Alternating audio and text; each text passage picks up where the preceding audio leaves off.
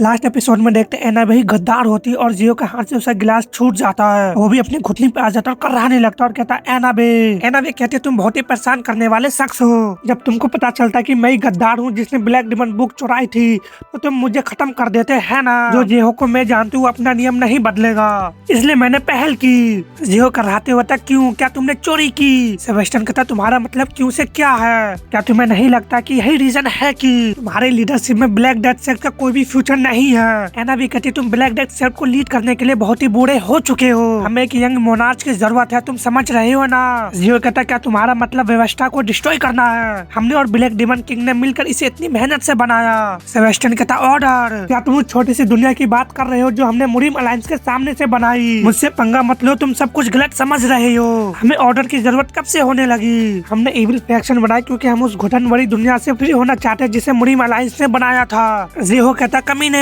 तब उसके मुंह से ब्लड आने लगता क्योंकि सेबेस्टियन उस पर अटैक कर देता। कहता चिंता मत करो, मैं ब्लैक डिमन को हराने के लिए तुम्हारी इटर्नल एनर्जी का भरपूर यूज करूंगा। और जियो से सारे एनर्जी को एब्जॉर्ब करने लगता है। तो अपने मन में कहता जियो ब्लैक डिमन किंग मैं अब और नहीं कर सकता, मुझे माफ कर देना। जियो को बॉडी वहीं पे गिर जाता है और हमने उसका पूरा बॉडी सूख जाता है। सेबेस्टियन कहता है एब्सोल्यूट पावर की यह एहसास और मेरे सेंटर में समाहित होती वो असीम एनर्जी नहीं क्या ग्रेट गार्डियन अभी। बंदे कहते क्या इसका मतलब है कि हम? और एना भी अपने हाथ को जोड़ते हुए कहती माय लॉर्ड, ब्लैक डेथ के नए मास्टर बनने के लिए कांग्रेचुलेशन। तो सभी गार्ड काफी हैरान रह जाते हैं, फिर कहते कांग्रेचुलेशन माय लॉर्ड। सेबेस्टियन भी कहता लॉर्ड और हंसते हुए कहता ये सही है। और दूसरी तरफ देखते मेडिटेशन कर रहा होता है और उसके बॉडी से घोस्ट एनर्जी निकलने लगता है। तभी न्यूसन अपने सामने देखते तो हम देखते उसके बॉडी से मॉन्स्टर बाहर आता है। टेहुन के सेंटर में एनर्जी इकट्ठा होने लगता है। तभी उसके नाक से ब्लड आने लगता है जिससे टेहुन को कुछ समझ में नहीं आता और कहता क्यों नाक से खून क्यों आ रहा है? न्यूसन कहती इसका मतलब है कि तुम सफल रहे। क्या घोस्ट किंग के काबू में आने पर तुम हर बार लगभग मरते मरते बचे थे? टेहुन उन सभी पलों को याद करने लगता और कहता हाँ। न्यूसन कहती लोग चाहे इसे कितना भी बड़ा चला कर कहे, घोस्ट किंग की पावर बस एक इनेट इंटरनल एनर्जी है। दूसरे शब्दों में घोस्ट किंग की पावर का यूज करने का मतलब अपनी इनेट इंटरनल एनर्जी को एक्टिवेट करना है जो तुम्हारी जिंदगी की जड़ है। तुमने सोचा क्या इतने यूज करने के बाद तुम्हारी बॉडी ठीक रहेगी? एक आम इंसान तो पहले ही ढह चुका होता।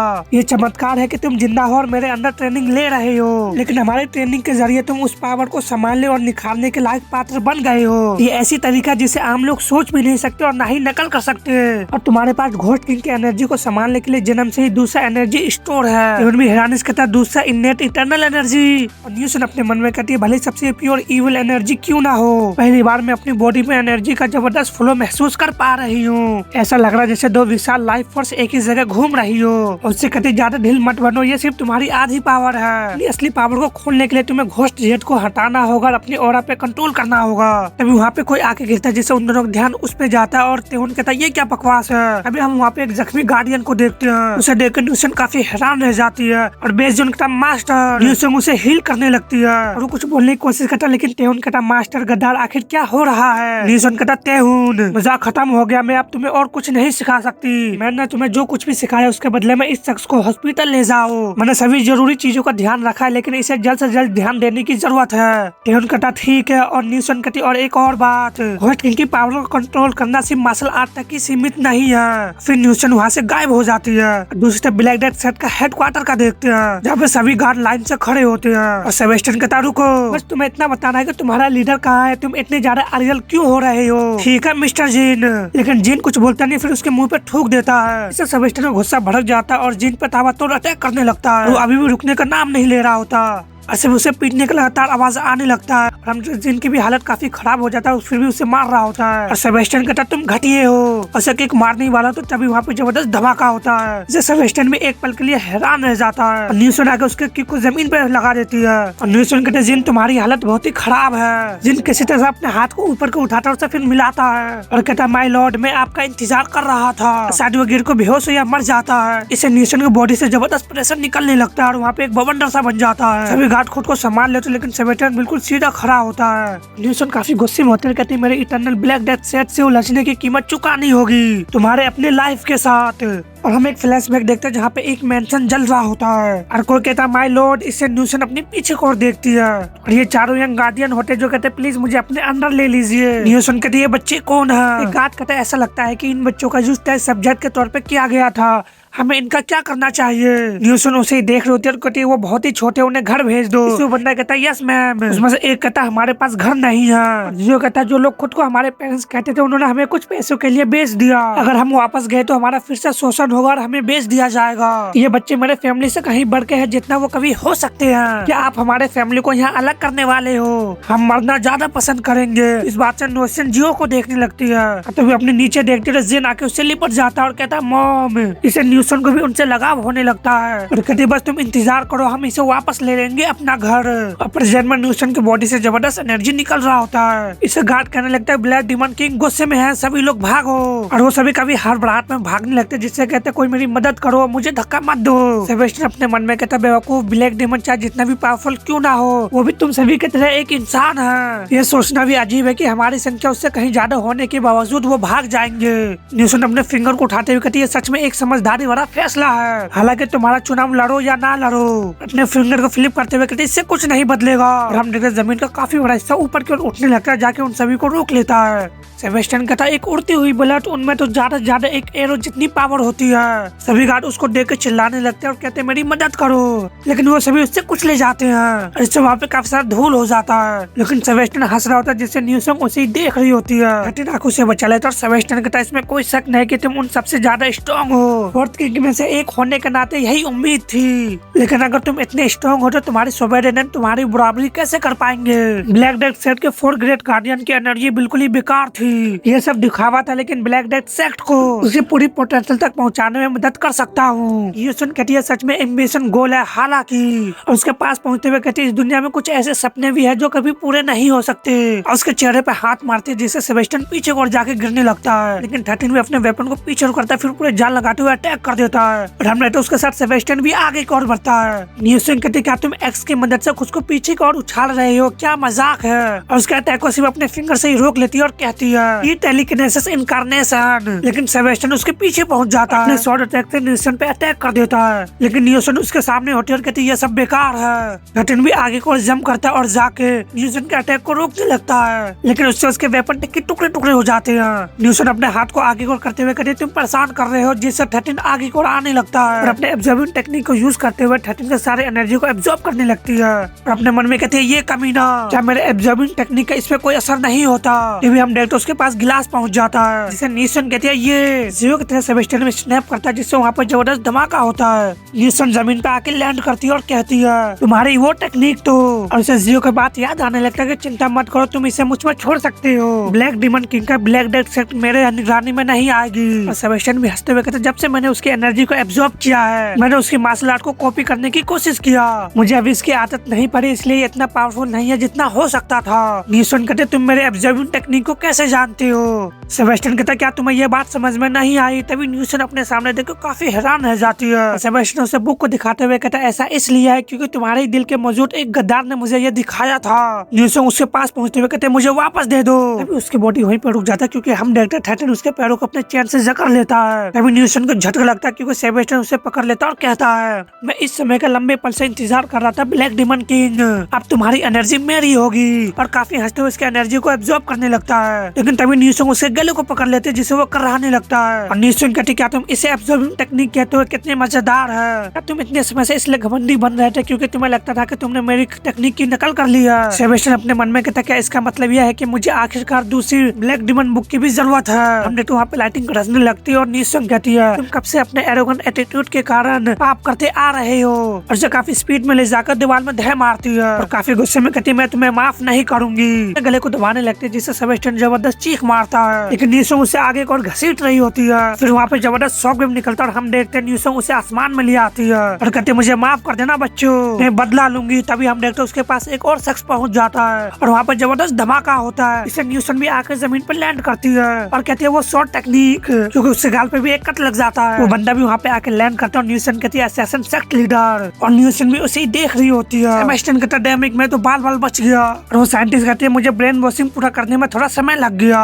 सेबेस्टियन भी हैरानी से कहता क्या ब्रेन वॉशिंग, और हमने तो उसके फादर से भी जबरदस्त एनर्जी निकल रहा होता है। सेबेस्टियन कहते हैं वो मेरे फादर है, बेशक वो आएंगे। हम फिर से एक फ्लैशबैक देखते हैं और यंग न्यूसन कहती है इस तरह का वेपन अपने पास रखना ही ये दर्शाता है कि तुम कितने बड़े पागल हो। लूवर रूफलेट का लीडर वो सच में होश में नहीं था, उसने अपने एरिना में जीतने वाले मुनीम वॉरियर से शराब बनाई। उसने बहुत सी लड़कियों को धोखा दिया और उसका शोषण किया। किसी को नहीं पता था कि खून बहना कब रुकेगा, लेकिन लोगों को उसके घमंडी दिखावे से धोखा नहीं खानी चाहिए। और न्यूटन कहते शॉट निकालो और हमें बताया जाता वो चीजें जो तुम देख नहीं सकते।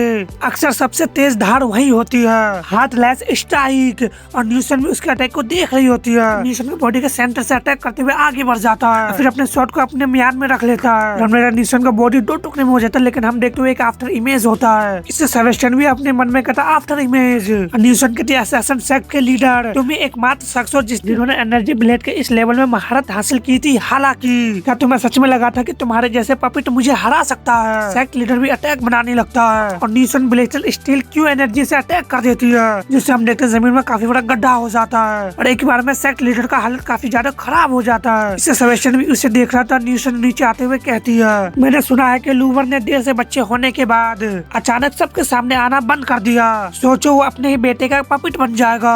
क्या तुमने अपने ऑनर को त्याग दिया है? सेबेस्टियन कहता इविल फैक्शन के सबसे स्ट्रॉन्ग शख्स होने के नाते मुझे नहीं लगा था कि आपको ऐसा कहने का कोई अधिकार है। क्या जंगल का कानून वही नहीं है जो इविल फैक्शन में हमेशा से चलता आ रहा है? तुम पुराने विच रिजुविनेशन के जरिए अपने भद्दे चेहरे और चेहरे को छुपाने का तरीका ही सब कुछ साबित कर देता है। न्यूटन उसे घूर के देख रहे और सेबेस्टियन कहता है तुम अपने आसपास देखो, तुम्हारे पास क्या बचा है? इससे न्यूटन बिल्कुल ब्लिंक पड़ जाती और सेबेस्टियन कहता क्या तुम्हें अब समझ में आया? तुम्हारे डिसाइबल तुम्हारे हिसाब से नहीं कर रहे थे, वो अपने पावर के हिसाब से कर रहे थे। सबसे पावरफुल शख्स के शैडो में डिसाइबल के पास उसके पीछे चलने के अलावा और कोई चॉइस नहीं था। वो सभी सोल इतने लंबे समय तक बंधन में रहने के बाद आजाद होने के लिए बेताब थी। इसलिए मैं एक ऐसा ब्लैक डेथ सेट बनाना चाहता हूँ जहाँ पे हर कोई पावरफुल और बेरोक-टोक होगा। घोस्ट किंग के एरा में लौट जाओ। न्यूटन अपने मन में कहते जब आखिरी समय था। और सेबेस्टियन कहता अब तुम्हारा अपना गद्दी छोड़ने का समय आ गया है। और वो दोनों अटैक करते हुए कहते ब्लैक डीमन किंग। और न्यूटन अपने चेस्ट पे हाथ रखते हुए कहते मुझे ऐसा महसूस हुआ जैसे मेरे अंदर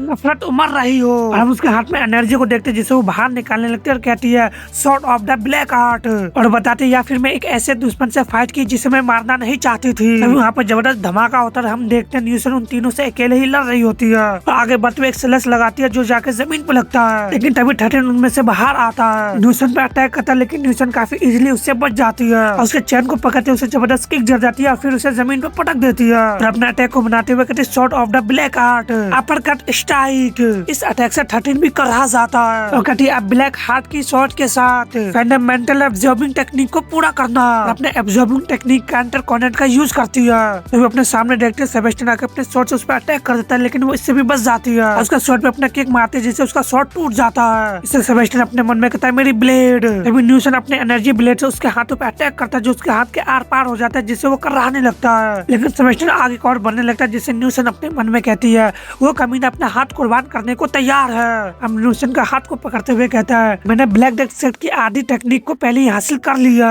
इस बार चीजें तुम्हारी मर्जी मुताबिक नहीं होगी। तभी लूवर भी न्यूटन के पीछे अटैक करने के लिए आ जाता है और न्यूटन कहते हैं रिसाइड। सेबेस्टियन अपने दूसरे हाथ से उस पर अटैक कर देता है, लेकिन न्यूटन काफी उदास नजर आ रहे होते। तभी कहते हैं ब्लैक होल। तभी हम देखते हैं ब्लैक होल उसके पूरे स्टेट को कवर कर लेता है। सेक्ट पे गिरता और हम देखते हैं आधा से ज्यादा सेक्ट तबाह हो जाता है और बीच में सिर्फ न्यूटन बच जाती है। हम देखते हैं 13 लूवर सेबेस्टियन तीनों का खेल खत्म हो जाता है और न्यूटन भी हाफ रही होती है, अपने सामने की ओर देखती है और वहाँ से जंप करते हुए आगे की ओर जाती है और जिन के बॉडी को देखते हुए कहते हैं ये सब खत्म हो गया जिन, चलो घर चले। तभी हम देखते हैं जिन खड़ा हो जाता है और अपने हाथ को न्यूटन के पेट के आर पार कर देता है और उसके बॉडी में कैसा हम सिल्क को देखते हैं। और हम फिर से एक फ्लैशबैक देखते हैं जिसमें जिन कहता है मॉम, फिर वो कुछ साल बड़ा हो जाता है, फिर कहता मदर, फिर थोड़ा और बड़ा होते हुए कहता मास्टर, फिर लास्ट पर में कहता माय लॉर्ड मैं तुम्हारा इंतजार कर रहा था। और न्यूटन बस जिन को ही देख रही होती है और न्यूटन के मुंह से ब्लड आ जाता है और कहते ये तुम ही थे जिन्होंने हमें धोखा दिया। और ये एना भी होती है जो कहती है मुझे और ज्यादा की उम्मीद थी, लेकिन ऐसा लगता है कि असैसिन सेक्ट का वाइस लीडर तुम्हारे सामने कहीं नहीं टिकता,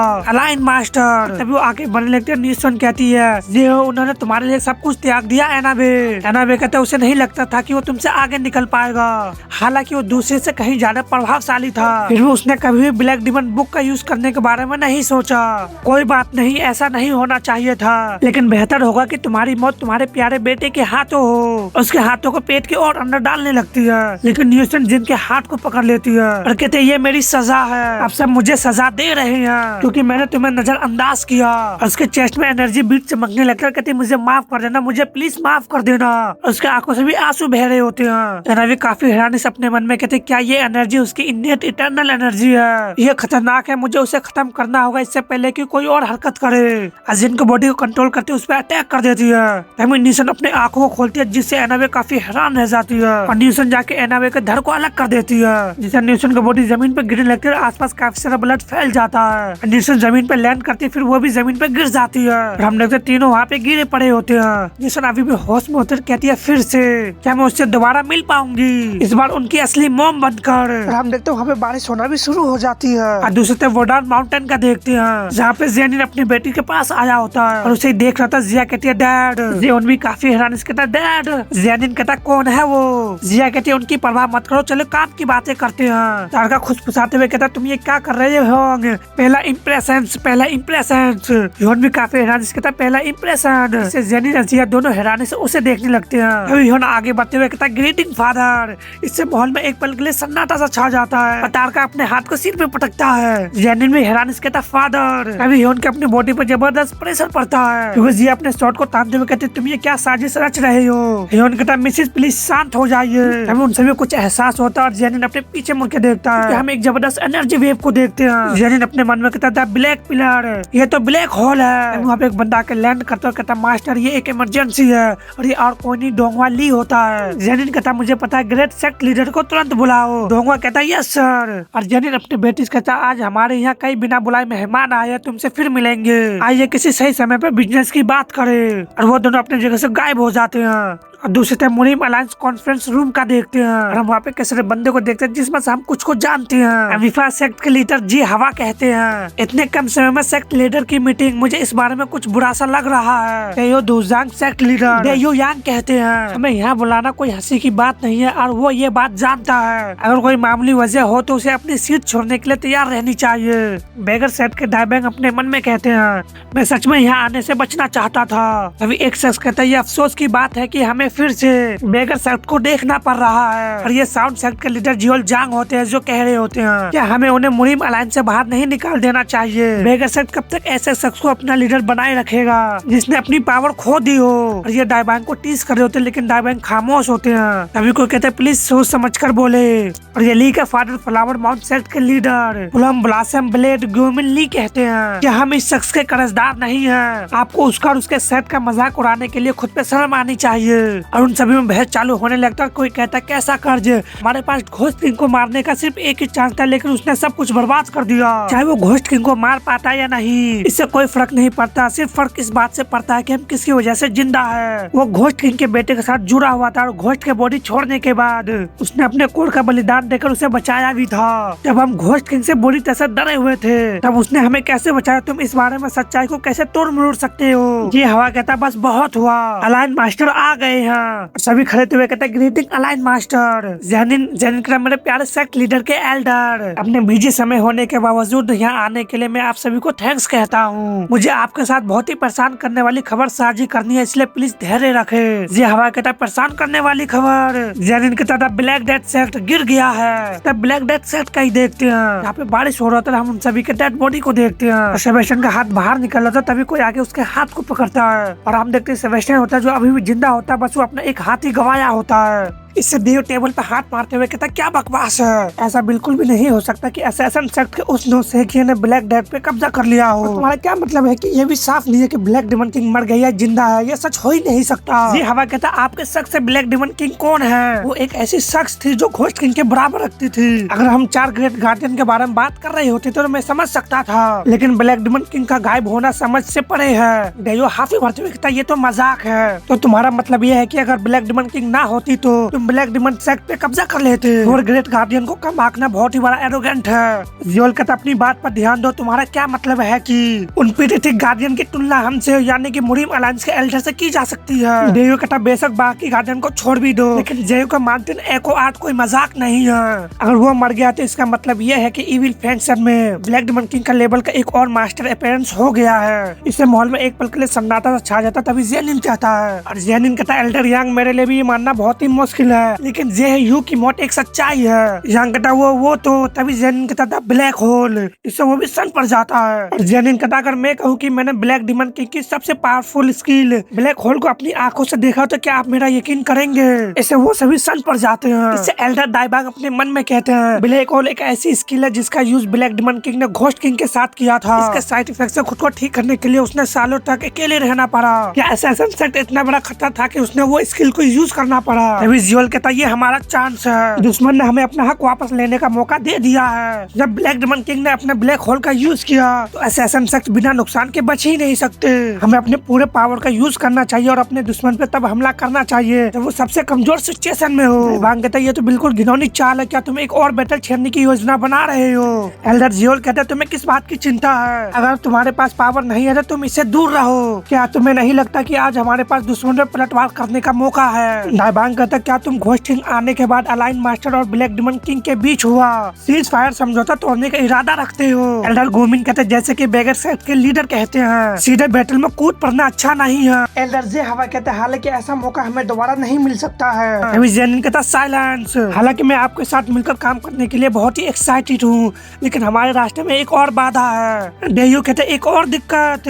जेनिन कहते घोस्ट किंग की वजह से हमने जो ब्लैक डिमन के साथ वादा किया था वो अभी भी इफेक्टेड है। अगर हम ब्लैक डिमन के जिंदा रहते हुए कोई कदम नहीं उठाए तो ये बहुत ही बुरा होगा। हालांकि अगर ब्लैक डिमन किंग को मार दिया गया होता तो हमारे पास समझौता को जारी रखने का कोई भी रीजन नहीं होता। एल्डर जियोल कहता बिल्कुल सही, अगर ब्लैक डिमन किंग मर गया है तो ये समझौता बिल्कुल भी काम नहीं करेगा। एल्डर जी हवाई कहते उसके बिना हमारे पास गंदे इविल फिक्शन के कुत्तों को खत्म करने का एक बहाना होता। अलायंस मास्टर आपका सोच बिल्कुल सोच समझ के बोला जाता है। एल्डर डी हुई कहता है अगर यही अलायंस मास्टर का इच्छा है तो हमारे पास सहमत होने के अलावा और कोई भी चॉइस नहीं है। उस दिन को आने तक हमारा सेक्ट अपनी पावर को और भी ज्यादा बढ़ाता रहेगा। माहौल में सन्नाटा सा छा जाता और एल्डर डायबांग अपने मन में कहते हैं ये सब पागल हो गए हैं। मुझे नहीं लगा था कि मुरीम अलायंस के एल्डर बदला के पीछे इतने पागल होंगे। एल्डर गुमन भी अपने मन में कहता है ये बदमाश सिर्फ न्याय के लिए खड़े होने का दिखावा करते हैं। एल्डर डू भी कहता है वैसे हमारे पास ब्लैक डिमन किंग की मौत को कंफर्म करने का कोई साधन है, फिलहाल हमारा सबसे बड़ा काम है दुश्मन के अड्डे में सफलता पूर्वक घुसपैठ करना। एल्डर जे हवा कहते हैं जस्टिन अलाइन मास्टर आसानी से पकड़े जाएंगे, लेकिन हम किसी को भी नहीं भेज सकते।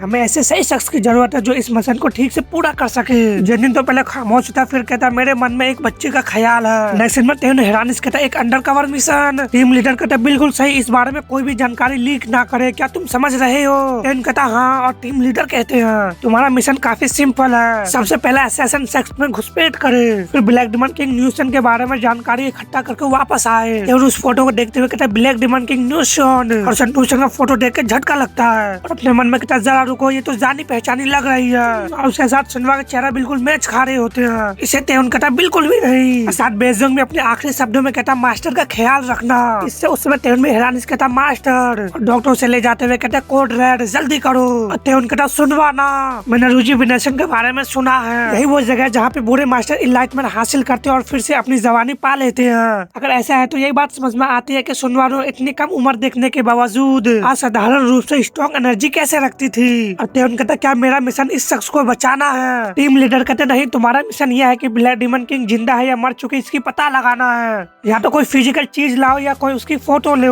दुश्मन के बेस में घुसपैठ करने के अलावा कोई भी बाकी कार्रवाई सख्त मनाई है। उन्होंने अपने मन में कहता ये कंफर्म करना है कि वो जिंदा है या मर गई। टीम लीडर कहते अंदर आओ, जो आते हुए कहती हम तैयार हैं। उसे देखते हुए कहता सुन में। टीम लीडर कहता अच्छा सब लोग यहाँ, मिशन की डिटेल्स बिल्कुल वैसी है जैसे तुमने सुना है, ये काफी क्लासिफाइड इंफॉर्मेशन है, हम नहीं चाहते कि बाहर के लोगों को इसके बारे में पता चले। जियो तुम्हें तेहुन को अच्छे से लीड करना होगा। जियो कहते यस सर, और टीम लीडर कहते और तेहुन कहता यस सर, और टीम लीडर कहते मरना मत। इसे तेहुन कहते यस सर। और नेक्स्ट सीन में मास्टर डायबांग के पर्सनल वेयर हाउस को देखते हैं और अपने आंख बंद करके कुछ सोच रहे थे, तभी हम कुछ समय पहले का सीन देखते हैं और वो कहते हैं इसका मतलब है कि मैं एकमात्र शख्स था जिसे ये बात नहीं पता थी। तुमने ऐसा क्यों किया अलाइन मास्टर? तुमने तेहुन केंग को भेजने का फैसला क्यों किया? वो तुम्हारा बच्चा है। लेकिन जेनिन कहता क्या तुम्हें मेरे फैसले से खुशी नहीं है? और अपने जबरदस्त पावर को रिलीज करने लगते हैं। डायबांग कहते वो तुम्हारा ग्रैंडसन है, तुम अच्छे तरह से जानते हो कि तेहुन केंग किस खतरे में है, फिर भी। जेनिन कहता तुम सच में कुछ भी नहीं जानते मास्टर होंग, मुझे गलत मत समझो, मैंने उस बच्चे को इसलिए नहीं भेजा क्योंकि उसके पास कोई पोटेंशियल नहीं है या वो मेरे फैमिली के नाम पर कलंक है। मैंने उसे इसलिए भेजा क्योंकि वही एक बच्चा है जो जिंदा वापस आने के लिए काफी स्ट्रॉन्ग है। और प्रेजेंट में डायबांग ऐसे बैठ होते फिर कहते जिहान तुम क्या सोचती हो? और घोस्ट किंग के वेपन को देखते हुए कहते ऐसा लगता है कि अब समय आ गया कि मैं तुमसे मुझसे किया गया प्रॉमिस पूरा करूँ। नेक्स्ट सीन हम अगले दिन का देखते हैं। वो दोनों मिशन में निकल जाते हैं। तेहुन अपने मन में कहता है ये तो बहुत ही अजीब है और पूछता है क्या तुमने खाना खा लिया। जिया कहती है हाँ। तेहुन कहता मुझे बहुत ही भूख लगी क्योंकि ये मेरा पहला सीक्रेट मिशन और हंसने लगता है। वो अभी हंसते हुए चल रहा होता है। अपने मन में कहता है जैसा मैंने सोचा था उस दिन के बाद सुनबे का रवैया मेरे प्रति बदल गया है। गॉड मुझे क्या करना चाहिए। तभी जियो कहते तेहुन कैंग। इससे कहते हैं हाँ। जियो कहते तुम किस लिए खोए हुए जल्दी करो प्लीज। तेहुन कहता हाँ। और वो शॉप को देखते हुए कहता हम कपड़े की दुकान के अंदर क्यों जा रहे हैं। जियो कहती क्या तुम सच में उस कपड़े में दुश्मन के इलाके में शान से घुसने वाले हो। और वो लोग अपने कपड़े चेंज करके बाहर आते हैं और तेहुन कहता है सुनबे क्या हमें सच में ऐसे कपड़े पहनने की जरूरत है। तुम्हें क्या लगता है कि अगर हम अपने मुरीम पेट्रोल स्क्वाड के वर्दी पहनेंगे तो इविल फैक्शन हमारे खुले हाथों से स्वागत करेंगे। सतर्क रहो हम अब दुश्मन के इलाके में एंटर कर रहे हैं।